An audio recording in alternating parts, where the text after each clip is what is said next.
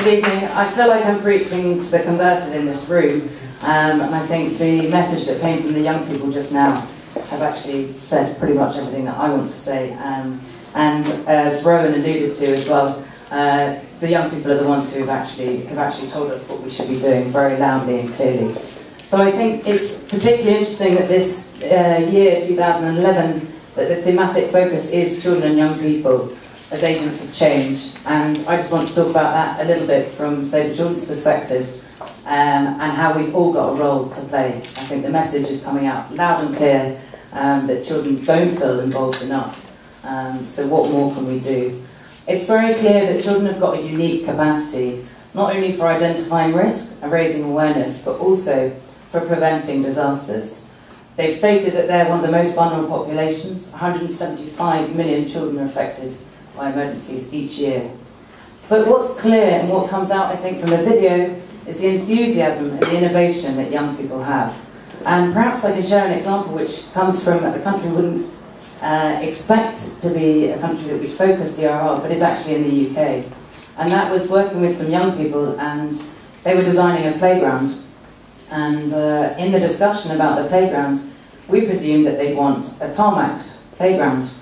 We actually thought they'd want grass as their choice. And actually then we discovered they wanted tarmac. And none of the adults could understand why that was the case. But actually the children themselves had identified the risk. And that was that the green area that they had was actually filled with needles and was used by drug addicts.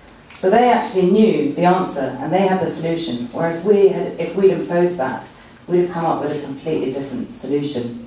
So I think we need to use young people's innovation and their enthusiasm, both in terms of disaster preparedness, but also in mapping the vulnerabilities. They know where the safe places are in their community.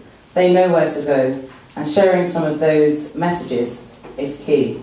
So child-centred DRR is absolutely the most effective and sustainable way for change. They're powerful advocates, and actually parents tell us that they're more willing to listen to children than they are to adults on this subject.